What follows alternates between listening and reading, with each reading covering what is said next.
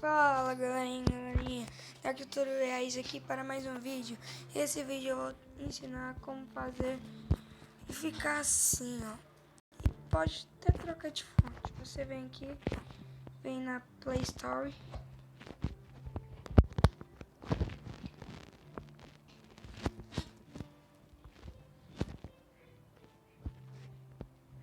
A internet coopera. Vocês dizem, escreve aí, Line Launcher. Você clica nele, instala, clica abrir. Aí faz. Não vai estar assim, ó. Vai estar mais ou menos assim.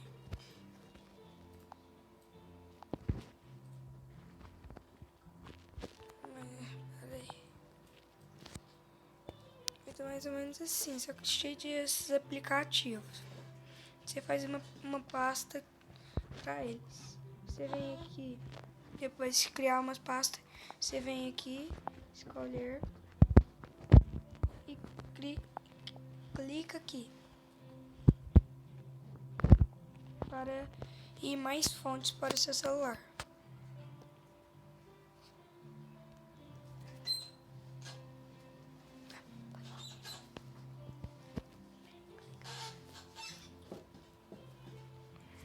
Esperar.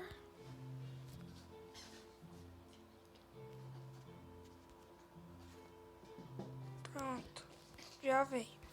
Tem muitas fontes. E o que eu mais gosto é desta aqui. Da Cine Inspect Regular. Aí você clica lá. Aí vai mudar. Não vai estar assim igual que eu coloquei aqui. Mas vai estar diferente. Não vai estar 3 vezes para você colocar. Mais de 3 você vem aqui. Configuração. Não, configuração não. Tô fazendo trem errado. Vem em editar. Telas. Adiciona mais um. Clica nessa casinha do meio. E é claro, né? É só você arrastar pra cima, né? E aqui, pra colocar esses adesivos, o que eu fiz?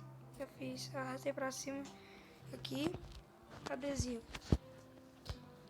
Aqui os adesivos que eu coloquei. Aqui, ó, baixa, porque tem que baixar.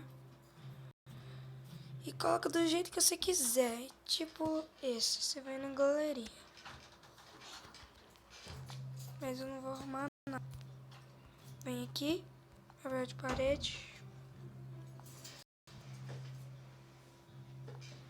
Galeria. E escolhe sua foto.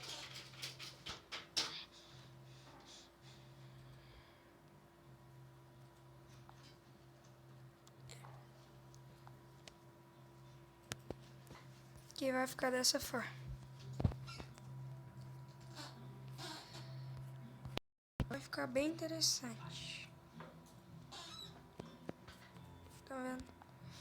E vai mudar todas as galerinha. E eu vou deixando no vídeo. Espero que tenham gostado e falou!